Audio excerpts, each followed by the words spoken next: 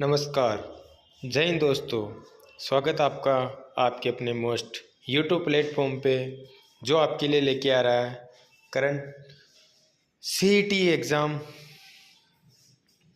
जय हिंद दोस्तों।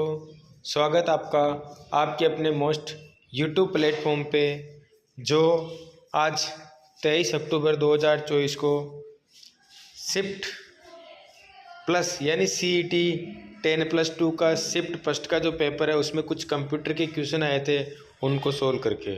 ठीक है दोस्तों, कोई भी क्वेश्चन ऐसा नहीं जो हमारे यूट्यूब चैनल पे हमने इसकी पहले से प्रिपरेशन यानी तैयारी नहीं करवाई हो। सारे क्वेश्चन दोस्तों हमारे यूट्यूब चैनल पे जो मैंने तैयारी करवाई थी, जितने क्वेश्चन बनाए थे उन्हीं में से था। कोई हमारे इस सिलेबस से बाहर नहीं था और वैसे बहुत ईजी क्वेश्चन आए थे इस पेपर में। ठीक है दोस्तों, तो चलते हैं हमारे पहले क्वेश्चन पे जो आज के पेपर में आया था। क्वेश्चन था एक्सेल से रिलेटेड। किससे दोस्तों? एक्सेल से। स्प्रेडशीट में सेल कंटेंट को संपादित करने के लिए किस फंक्शन कुंजी का उपयोग किया जाता है? देखिए दोस्तों, रीनेम करना, यानी किसी सेल में किसी कैरेक्टर, शब्द या नंबरिंग को एडिट करना होता तो उसके लिए हम उपयोग में लेते हैं दोस्तों F2। क्या लेते हैं? F2। किसी, चाहे इसी में हो चाहे हम किसी फाइल का भी डेस्कटॉप पे भी अगर रीनेम करना चाहते तो F2 की दबा के हम क्या कर सकते हैं, किसी फाइल को नाम को रीनेम कर सकते हैं। ठीक है दोस्तों, तो चलते हैं, इसमें हमारा आंसर होगा F2। चलते हैं हमारे आज के पेपर के कंप्यूटर के दूसरे क्वेश्चन पे। दूसरा क्वेश्चन है, निम्नलिखित में से कौन सा एक प्रिंटर ध्वनि रहित, उच्च गति व उच्च गुणवत्ता वाला है? तो इसमें हमारा दोस्त आंसर होगा दोस्तों लेजर प्रिंटर। देखो, ये नॉन इम्पैक्ट प्रकार का है। कौन से टाइप का? नॉन इम्पैक्ट प्रकार का। एक होता है नॉन इम्पैक्ट में इंकजेट प्रिंटर, ये लेजर प्रिंटर।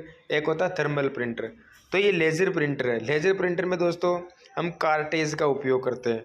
जो चुंबकीय पाउडर की स्याही हम टोनर में उपयोग में लेते हैं, सॉरी, लेजर के अंदर हम टोनर का प्रयोग करते हैं और इंकजेट में कार्टेज का प्रयोग करते हैं। कार्टेज के अंदर लिक्विड स्याही होती है और लेजर में पाउडर होता है। ठीक है दोस्तों, पाउडर के रूप में स्याही होती है। ठीक है, तो चलते हैं हम अगले क्वेश्चन पे।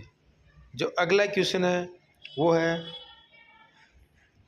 निम्नलिखित में से कौन सा सिस्टम सॉफ्टवेयर है? सिस्टम सॉफ्टवेयर का मतलब पूछा दोस्तों इसने ऑपरेटिंग सिस्टम। क्या पूछा?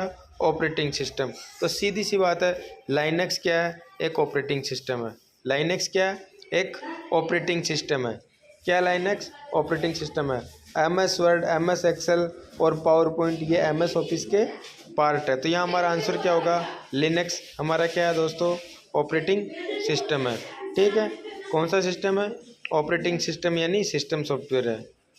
तो चलते हैं हम अगले क्वेश्चन पे जो आज के इसमें आया था। अगला क्वेश्चन है दोस्तों, निम्नलिखित में से कौन सा आउटपुट डिवाइस है? आउटपुट डिवाइस पूछा तो आउटपुट डिवाइस दोस्तों इसमें स्पीकर है। क्या है? स्पीकर होगा, क्योंकि जॉयस्टिक, माउस, कीबोर्ड तीनों हमारे इनपुट डिवाइस हैं। तो स्पीकर कौन सा डिवाइस है दोस्तों? आउटपुट डिवाइस है। कौन सा? आउटपुट डिवाइस है। ठीक है, चलते हैं अगले क्वेश्चन पे। अगला क्वेश्चन है, MS वर्ड में व्याकरण और वर्तनी की जांच के लिए निम्नलिखित में से किस कुंजी का उपयोग किया जाता है? तो ये क्वेश्चन तो हमारे पिछले पेपर में भी आया था। वो होती है F7। क्या होती है दोस्तों? F7। ठीक है, ये हमारे अगर होम में देखें, हमारा MS वर्ड के अंदर रिव्यू बटन होता है, उसमें होता है एक थ्रेसिस होता है। थ्रेसिस की शिफ्ट के साथ F7 होती है, लेकिन हमारे को व्याकरण और वर्तनी शुद्धि के लिए पूछा तो इसका आंसर हमारा क्या होगा? F7। चलते हैं अगले क्वेश्चन पे। अगला क्वेश्चन है इसी में, निम्नलिखित में से कौन सा दृश्य व्यू हास्य व रूलर को दर्शाता था? दोस्तों इसमें जो रूलर को दर्शाता है व्यू के अंदर हमारा जो नॉर्मल व्यू होता है, क्या होता है? नॉर्मल व्यू होता है, वो रूलर को दर्शाता है दोस्तों। किसको दर्शाता है? रूलर को दर्शाता है। और नॉर्मल व्यू, फुल स्क्रीन, है ना, ये सारी चीज़ें इसी के अंदर आती है, हमारे व्यू टैब के अंदर आती है, व्यू मेनू के अंदर आती है। ठीक है, ठीक है दोस्तों, तो चलते हैं हम अगले क्वेश्चन पे।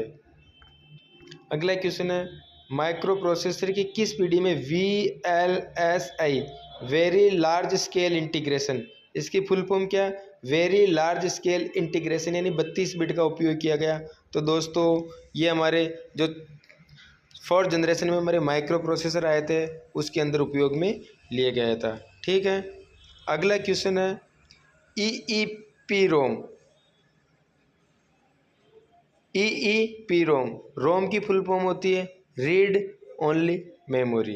क्या होती है, जिसको हम रीड कर सकते हैं यानी उसमें से डेटा को हम, ये क्या होता है कि हमारा मेन जो सॉफ्टवेयर होता है स्टार्टिंग का यानी बूटिंग का वो इसी में अपलोड होता है। प्रोग्रामिंग जब कंप्यूटर हम पर बनाते हैं मैन्युफैक्चरिंग होता है तभी इसमें प्रोग्राम इंस्टॉल कर दिया जाता है। लेकिन आजकल क्या होता है दोस्तों, फिर आई थी EEPROM। EEPROM को मतलब उसके अंदर हम किसी प्रोग्राम को इरेज भी कर सकते थे, है ना।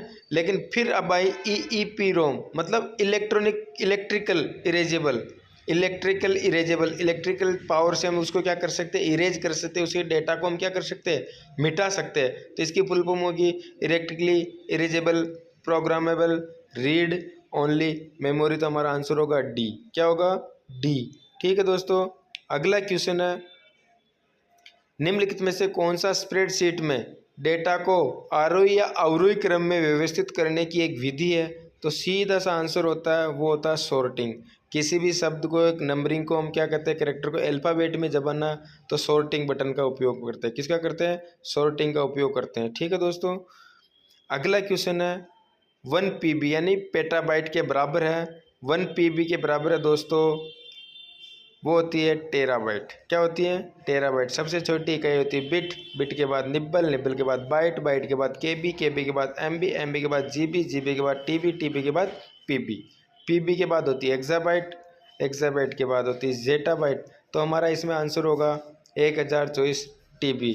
तो इस प्रकार थे हमारे आज के CT के एग्ज़ाम में आए हुए कुछ क्वेश्चन थे दोस्तों जो हमने किया, इनका सॉल्यूशन मैंने किया है। नेक्स्ट जो सेकंड शिफ्ट का आज का पेपर होगा उसको भी हम सोल्व करेंगे। ठीक है दोस्तों, तब तक के लिए धन्यवाद। जय हिंद, राम राम सा।